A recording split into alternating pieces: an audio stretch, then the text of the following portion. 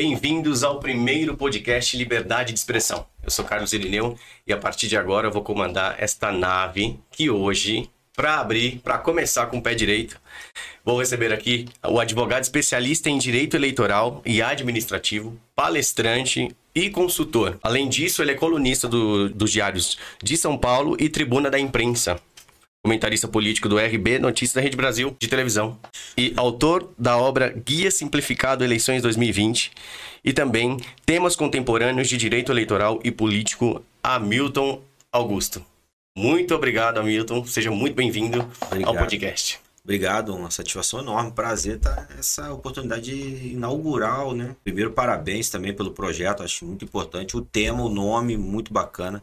Satisfação enorme. Vamos bater esse papo bacana aqui, falar de liberdade, falar de política.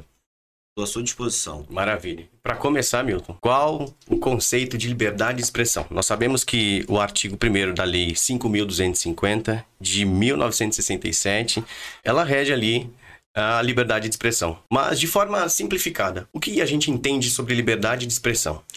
Bom, a liberdade de expressão também está lá, fundamenta na Constituição, né?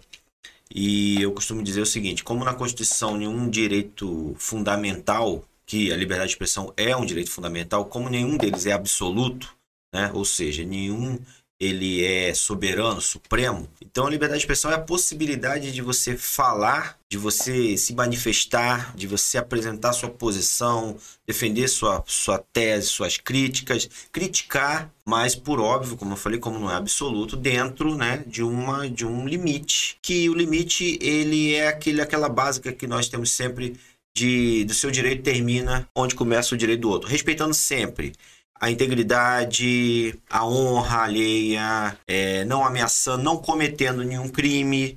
Então, dentro desse cenário, inclusive é muito bem-vindo até numa democracia a crítica construtiva, a crítica política, a crítica social, respeitando sempre o direito do outro, a privacidade, a intimidade, a honra. Acho que é um pouco disso. Isso é liberdade de expressão. Ou seja, nós temos a lei da liberdade de expressão, mas nós temos outras leis também que... Todas as outras.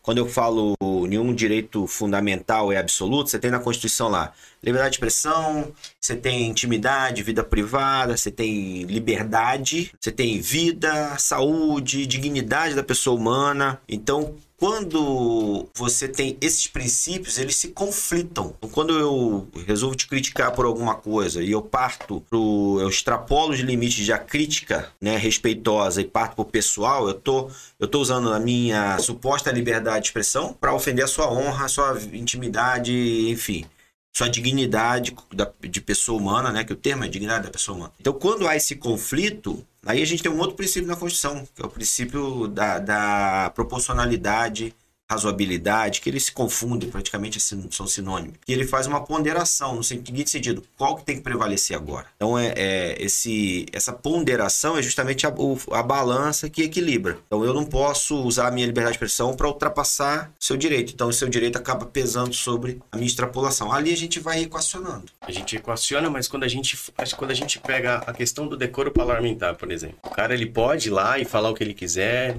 É outro princípio, que também está na Constituição, a imunidade parlamentar, né? E aí você vai para a questão do decoro e tudo mais. As pessoas confundem também isso. Muito parlamentar confunde, e a gente está vendo essa confusão. Eu tenho imunidade parlamentar, eu posso falar o que eu quiser. O Supremo Tribunal Federal já pôs, não agora, já há muito tempo, já pôs um freio nessa questão, já pôs ali uma regra, um regramento com base no que a Constituição prevê. A imunidade parlamentar sobre palavras, a possibilidade do parlamentar falar livremente, ela é no âmbito da Casa Legislativa que ele ocupa. Então, um deputado federal, enquanto na tribuna da Câmara dos Deputados, ele pode falar livremente tudo que ele quiser. Ele está amparado por aquele prédio. Então, aquele órgão o preserva. Ele pode ofender um outro parlamentar? Ele pode, inclusive, se ele partir um pouco ali, mas a legislação não o pega ali dentro. Tanto é assim que recentemente nós vimos aí a gente vai dar exemplo que está na imprensa, quando o Daniel Silveira falou que não se entregaria, ele foi se abrigar no plenário da Câmara dos Deputados, porque ali a polícia não entra, a justiça não entra, só vai até ali com autorização do plenário. Então ali ele está resguardado, ele pode falar o que ele quiser. Há quem diga que tem ali, se houver alguma ofensa e tudo mais, há como você até buscar reparação e tudo mais. Mas em tese, ele estaria albergado por esse direito supremo no âmbito daquele espaço.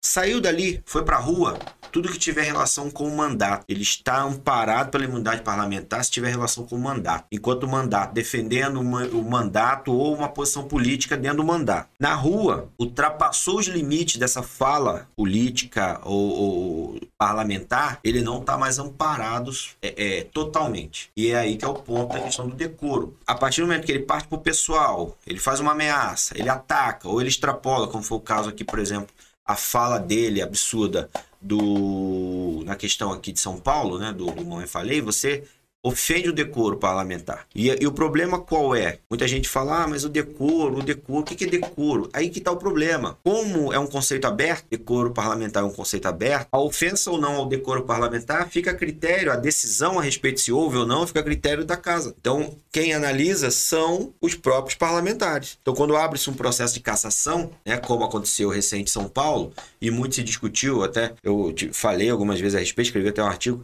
muito se discutiu que sobre um determinado caso anterior não teve entendimento se teve quebra. No segundo, teve entendimento se teve quebra. A análise é política, não é jurídica. Então, como não é jurídica, ela tem margem para eu entender que nesse caso sim, naquele caso não. Isso aqui para mim é mais grave, para mim aquilo não é. Por mais que você diga que isso aqui é mais grave, aquilo. Então, como o caso é político, não cabe nem amparo na justiça nesse caso. Então, quando a gente vai para a questão do decoro, o decoro fica muito à mercê do casuísmo. Mas a questão da imunidade, não. Você tem as suas limitações. Se eu tiver uma crítica a um parlamentar, a um político, for expor essa crítica na minha rede social, sofro alguma sanção? Não, se é uma crítica, veja, é o que eu tô falando. Você não é uma crítica, não é uma ofensa. Uma crítica não é uma ofensa. Eu posso chegar aqui e ver uma determinada obra que ficou, às vezes, uma porcaria, vamos usar assim, vamos falar o popular para as pessoas entenderem, e eu começo a criticar o prefeito.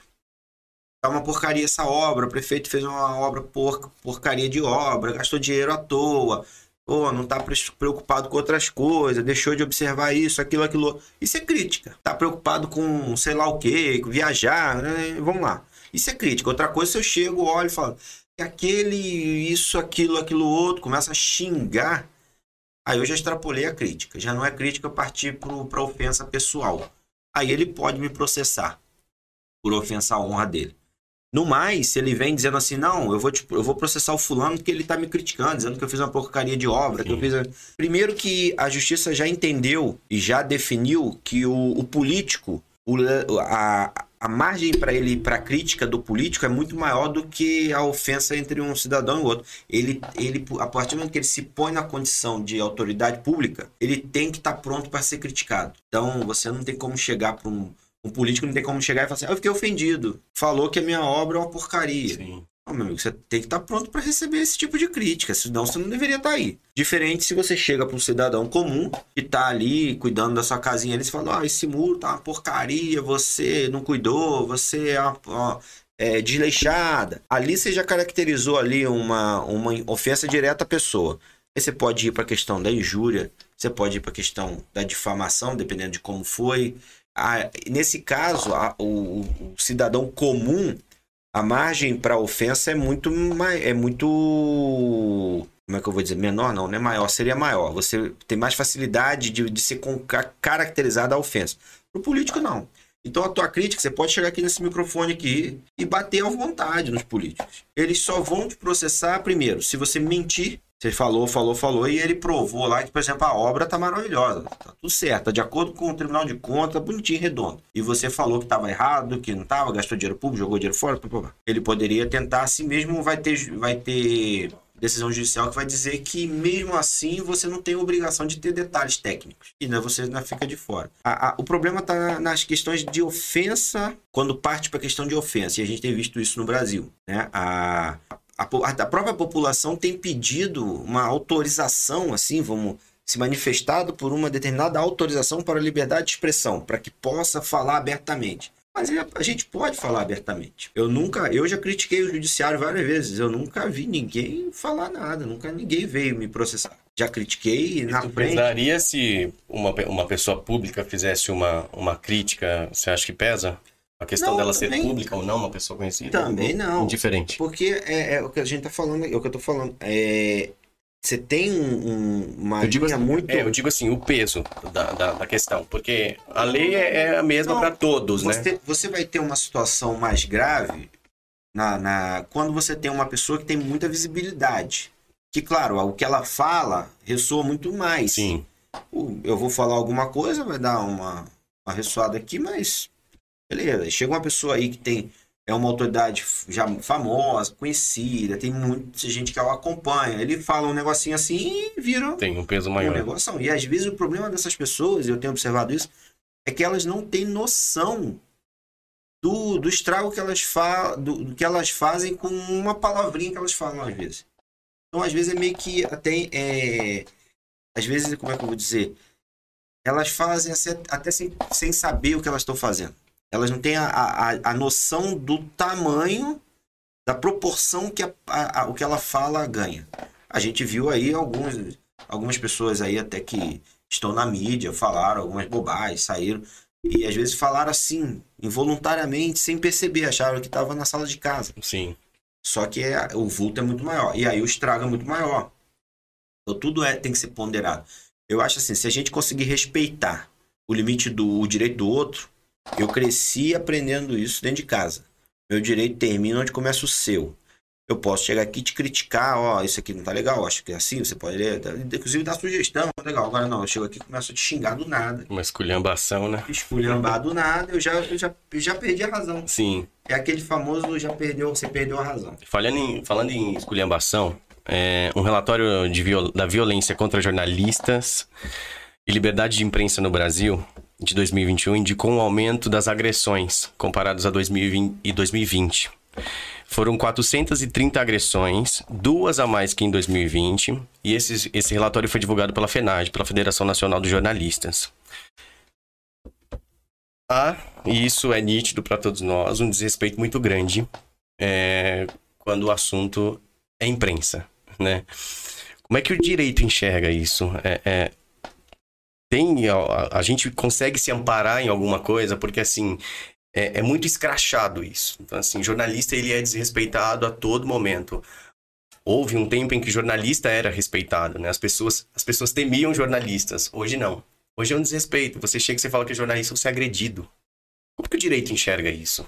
Então, nós chegamos a um ponto no Brasil, essa questão até da liberdade de expressão. Então, assim, nós chegamos num ponto em que as pessoas elas querem ler ou ouvir aquilo que agrada aos olhos e aos ouvidos. Então, se você é um jornalista que você bate num determinado ponto específico que não agrada uma parcela, essa parcela começa a fazer um levante contrário. A gente tem visto isso, né?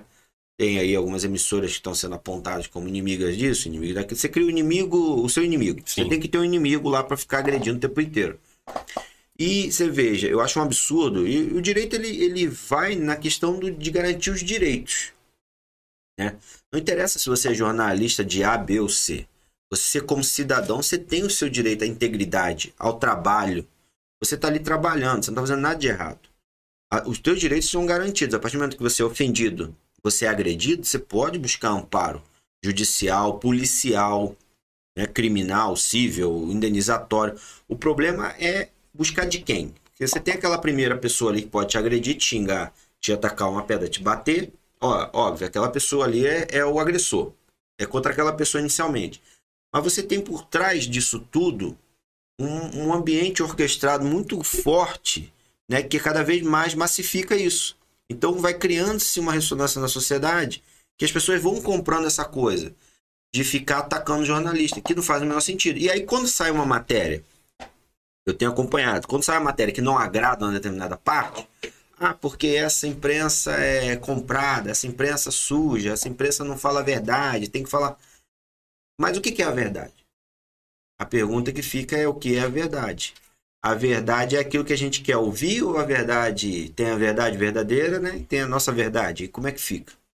Então você vê que tem aí cria-se uma narrativa para desconstruir algumas coisas. Então acaba, de alguma forma, jogando uma dúvida sobre a própria imprensa. Então, quando sai alguma coisa na imprensa, começa a vir um questionamento. Mas peraí, será que é verdade isso aqui? Que se cria em razão disso. E muitas vezes não, 99% das vezes, o que a imprensa tá apontando é real. Sim. É a realidade. A gente sabe que quando eu falo 99%, mas vamos lá, porque também há às vezes um desserviço que a própria imprensa, não digo as grandes, algumas fazem. A gente vai para cidade pequena, eu que advogo por aí afora, cidade pequena, você tem lá o jornalzinho da cidade ou a rádio da cidade. Elas estão sempre a serviço de algum lado. Ou tá com a situação ou tá com a oposição. Se tá com a situação, tá batendo na oposição. Se tá com a oposição, tá batendo na situação. Sim. E quando tá com a situação, tá falando bem das obras, dos serviços do prefeito. Blá, blá, blá. E quando tá do outro lado, é só pancada. Então, assim, não tem uma imparcialidade. Mas é difícil você ver isso na grande imprensa. Como que a grande imprensa vai tomar um lado? Claro, a gente tem visto que tem um cenário estranho no Brasil ultimamente. Eu acredito que é o enfoque da matéria. Porque assim, você vê que vários veículos dão a mesma informação. Só que com você ponto de vista diferente. Isso aí. Né? E eu acho que é aí que pega, né? Tipo, o fulano lá é de esquerda, o outro é de direita. É isso aí. Só que assim, a matéria, ela é real. Ela é real. Ela pode apertar um pouco mais aqui. Ela pode não ter como falar assim, vou falar de corrupção. Mas peraí. Vai vir uma, vai dizer, a corrupção aqui no governo tal, culpa do fulano de tal. Vai vir a outra, dizer, a corrupção aqui, mas o fulano de tal, coitado, nem sabia. Okay. Mas a corrupção tá lá. Sim. Então é só questão de interpretar. O problema é que o povo não lê. O povo não lê, e eu tenho provas que o povo não lê, porque eu escrevi um artigo uma vez e dei um título de propósito. Eu dei um título de propósito, que eu falei assim, vai criar polêmica. O povo compartilhou sem ver, apanhei sem entender nada, porque o povo tava batendo. Falei, por que estão criticando? Não tô entendendo. Claro, eu sabia, ninguém tinha lido. Aí eu comecei a zoar nos grupos lá. Eu falei, vocês leram? Vocês não leram nada, cara. Vocês estão batendo sem ler. Abre a matéria e lê. Aí que foram entender o que eu tava querendo dizer. Falar, nossa, entendi, legal. Mas esse é o grande problema, né? As pessoas só leem o título da matéria. Só o título, exatamente. E elas tiram as conclusões a partir dali. Exatamente. Um amigo também escreveu um artigo acho que pra Veja, acho que foi pra R7, sei lá. E botou 10 motivos para votar em fulano de tal. Só que era tudo mentira. E isso foi compartilhado a rodo nos grupos de apoiadores. Até que alguém pegou e falou, peraí. Pô, ele tá sendo irônico, ele tá zoando, não tinha nada a ver os 10 motivos. A pessoa não lê. E olha, ele falou pra mim, gente importante repostou nas redes sociais sem ler. Sem ler, pegou o texto e copiou e botou. Falou, bom, leu só os 10 motivos para apoiar fulano. Pá. E lá dentro era tudo zoeira. Não tinha nada daquilo. E no final ele fazia uma ironia. Ele dizia, se você acha que algum desses motivos existe, ok, né? Papai Noel também existe, é um negócio assim. Então, é esse o problema do Brasil. Então, a população está sendo inflamada em grupo de WhatsApp, grupo da família, grupo de... sem se inteirar. O povo, ele não foi... até eu estava falando isso outro dia, o problema do Brasil na política é a educação. Sim. Educação política, educação de base das crianças, de cidadania, tudo mais. Porque a gente é incentivado a fazer tudo às cegas. Votar às cegas, apoiar às cegas. É o que acontece hoje. Exatamente. Como eu estava comentando contigo, eu preparei esse guia em 2018 justamente por isso, Hamilton. A gente está no dia a dia aí, cobrindo os fatos aí dos locais. E na periferia, é um lugar onde realmente, quando a gente fala de educação política, é ali realmente onde está enraizado o negócio. Não existe. Eles são facilmente comprados, infelizmente. Mas porque falta realmente essa educação, falta realmente a informação. Uma informação simples. Porque assim, isso aí virava, olha, o voto branco e o voto nulo vai pro cara que tá ganhando. Sempre. Então assim, os caras plantaram umas coisas que não existem. Então assim, a gente tá em ano eleitoral e eu não sei como é que o direito vê isso, porque a gente tá prevendo aí uma guerra. Então, eu tô até preocupado se teremos eleição, mas tudo sim, ainda tem isso, né? Tem isso. Não, e tem gente de dentro da política mesmo, dentro, preocupado. um destaque aqui, Hamilton. A gente tem a nossa Constituição. Óbvio que ali tem muitas coisas que são desrespeitadas, as pessoas não respeitam. Mas a nossa Constituição, ela não permite um golpe. Não, não permite. O problema da Constituição... Mas o cara pode dar um golpe? Pode, né? Primeira coisa que ele vai fazer a partir do golpe é rasgar a Constituição. E quando eu vejo as pessoas irem para as ruas, isso aí é um ponto interessante, isso vale para qualquer um. Eu estudei com alguns professores muito, muito especiais, assim, gente muito da alta roda acadêmica, assim, e eles falavam assim, olha, cuidado com o que você deseja no direito, que pode se voltar contra você. E quando eu defender um direito à liberdade, um direito a poder se manifestar, um direito a isso, eu estou defendendo não só o meu, como o seu também. Então o direito é para todo mundo. E a Constituição, ela está lá, está viva. Eu tenho as minhas críticas ao Parlamento, ao Congresso, basicamente ao Congresso Nacional. Sim. Constituição Federal da República Federativa do Brasil, né? De 1988, ela já está com mais de 110 emendas. Emendas constitucionais, né? Você tem a previsão da emenda constitucional, você vai fazendo os recortes ali. Constituição americana, só para você ter ideia, são 7 artigos. Não tem emenda. São a pedra fundamental que rege aquela democracia lá. Por mais confusão que tenha. Tem lá a Constituição, ninguém toca nela. 7 fundamentos. Dali para baixo são as leis. A nossa tem, sei lá, quantos artigos, de cabeça eu nem sei, nem lembro. E 100 e tantas emendas. Ela é muito prolixa, ela é muito...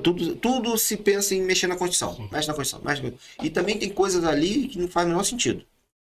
Nós temos a previsão na Constituição da República que o Colégio Pedro II do Rio de Janeiro, ele é federal. Está na Constituição. Que ideia de quem botar isso? Por que eu quero saber que o colégio é federal, está na Constituição? Não faz o menor sentido. Sim.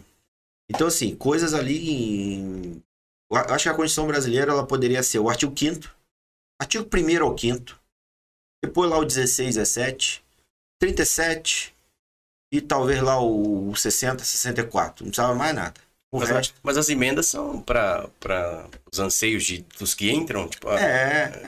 Agora, por exemplo, você está se falando em emenda para tirar o direito à graça indulto. A gente está se falando em emenda para reforma política, porque tem previsão de política na Constituição.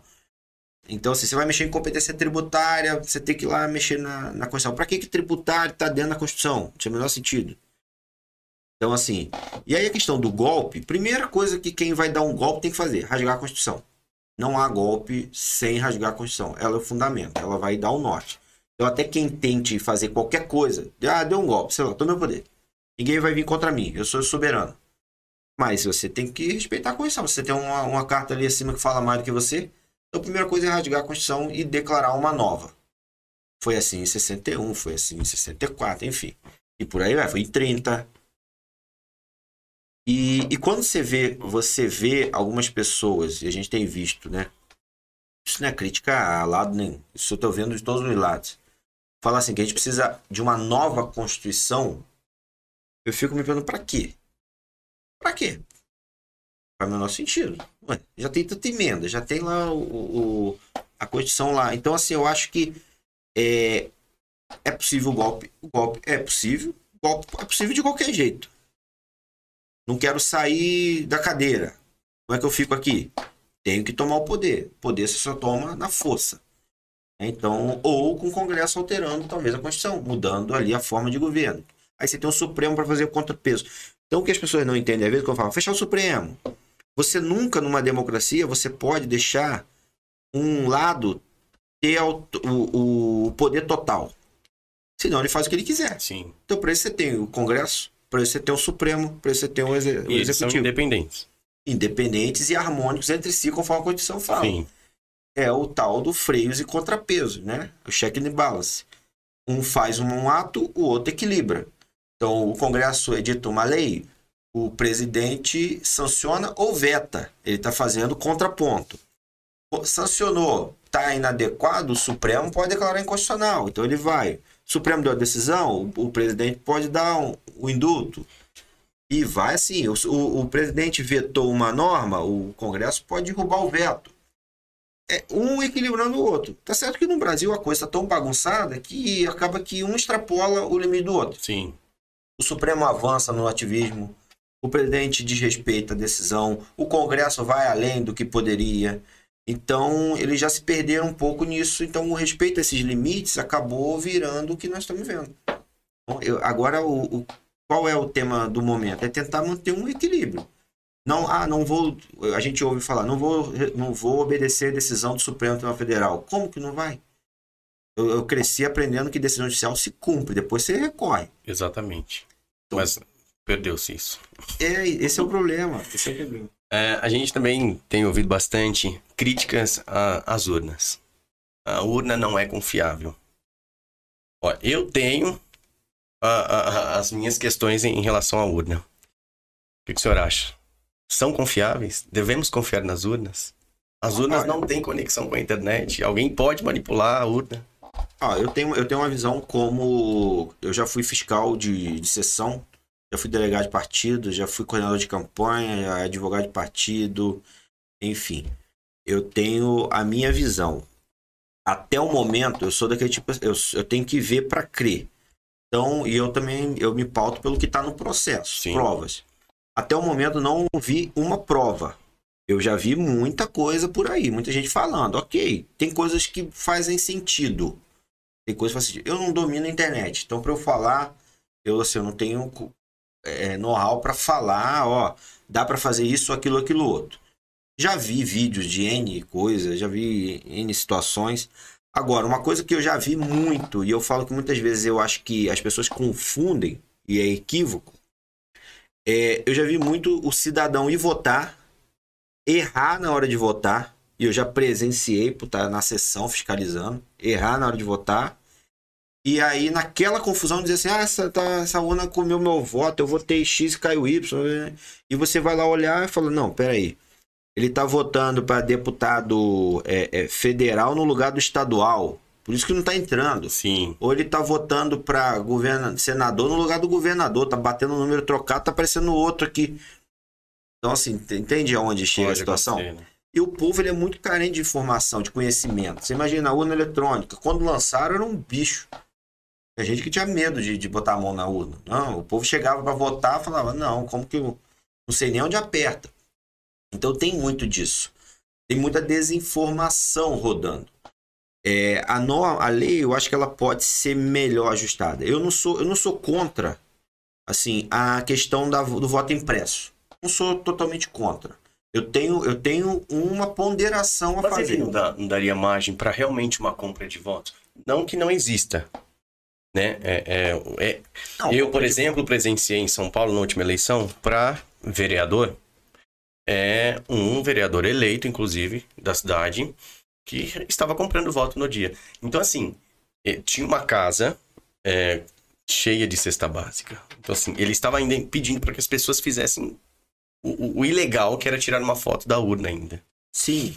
Então, assim, já existe a compra de votos hoje. Sim, com vai continuar existindo. Existe. E com o voto impresso, isso não... Então, as pessoas têm que entender o seguinte. Eu não sou defensor do voto... Eu acho que é possível. Eu sou um defensor do voto impresso, porque eu tenho as minhas ponderações. Eu acho que o problema não está na compra de voto. O que acontece? A urna está aqui, e aqui tem uma... Nesse ponto eu até dou razão ao presidente. Aqui você tem uma impressora e um acrílico fechado. Você apertou aqui, o voto aparece aqui, cai no acrílico. Você vê o voto impresso e ele cai numa urna de acrílico. Ok. Você não leva para casa. Então a foto que você vai tirar daqui ou daqui, tanto faz. Porque as pessoas já tiram da urna. Sim. Tira. Tanto é que eu defendo que a urna tinha que ficar aberta. Não tinha que ter aquela... Você não tinha que ir para trás de nada. Ela tinha que ficar lá no canto da parede, numa posição lateral, e que daqui da sessão, o presidente da sessão tá vendo você votar de lado. Se você pegasse o celular para tirar foto, ele tá te vendo. Não tem que ficar atrás de um bangalô. Esse é o problema. Então, a foto vai ter sempre. Ou da impresso ou da tela. Sempre tem. O problema da tela qual é? Que eles falam muito. Aí eu posso até concordar com você. Da tela é que eu falo porque, assim, eu já presenciei e é o fato prático, a prática que a gente está acostumado. Da tela, quando você digita o candidato, se você confirmar, ele desaparece. Então você pode enganar a compra de voto, mas o voto já está comprado. Você só vai enganar o criminoso. Sim. Você vai bater o número dele, vai tirar a foto, em vez de confirmar, você cancela e vota em outro. Corrige lá, né? Mas já teve a compra de voto, então não vai diminuir. Da urna, não. Da urna impressa, não. Porque o voto vai ser impresso, você tirou a foto ali e acabou. Imprimiu, não tem como voltar. Então, claro, você vai criar um fator de confirmação. Né? O voto comprado, entregue. Então, talvez valorize até a compra de voto. Em vez de 100, o cara vai pagar 300. Você vai falar, não, agora eu tenho certeza. É, porque o Brasil tem o jeitinho para tudo. Agora...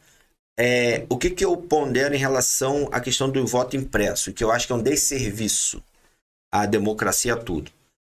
Nós somos mais de 5 mil municípios. Todo município tem seção eleitoral, zona eleitoral. E o nome zona talvez não seja à toa.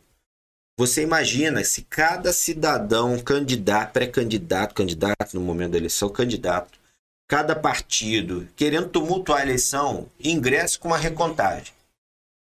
Em cada cidade dessa. A eleição não vai ter fim. Sim.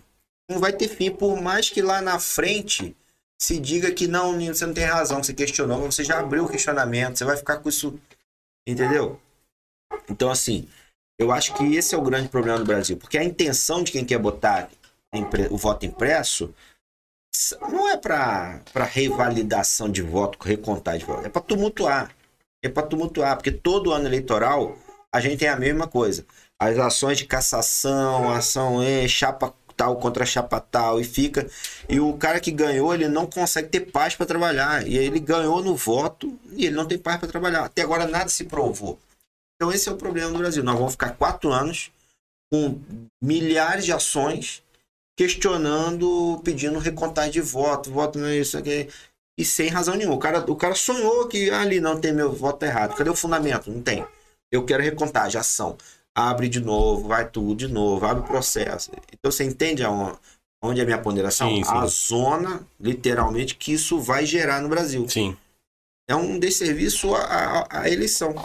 Não vai precisar mais. Daqui a pouco acaba com o eletrônico, volta pro papel, ficando igual nos 7 meses contando voto. Exatamente. Hamilton, fala pra gente um pouquinho dos seus guias, o que eles trazem, o que as pessoas podem encontrar lá. Então, eu lancei... fiz em 2015, né? 15 para 16, depois 18, 17 para 18. Fiz o guia das eleições de 2020, só que e-book.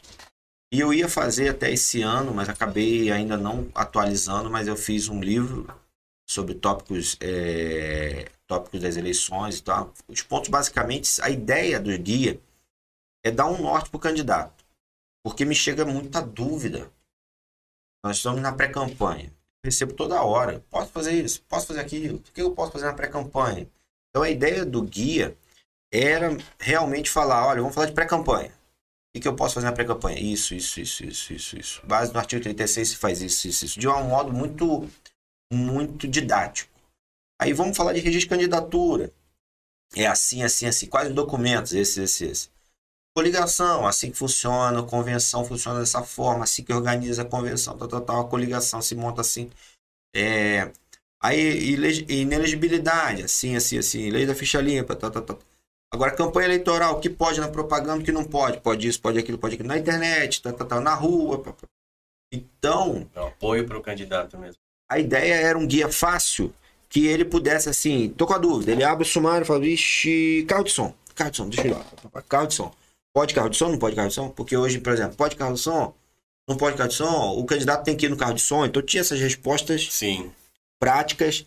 Ele inicialmente, em 16, ele era perguntas e respostas. Eu transformei em tópicos. Então, carro de som e candidato.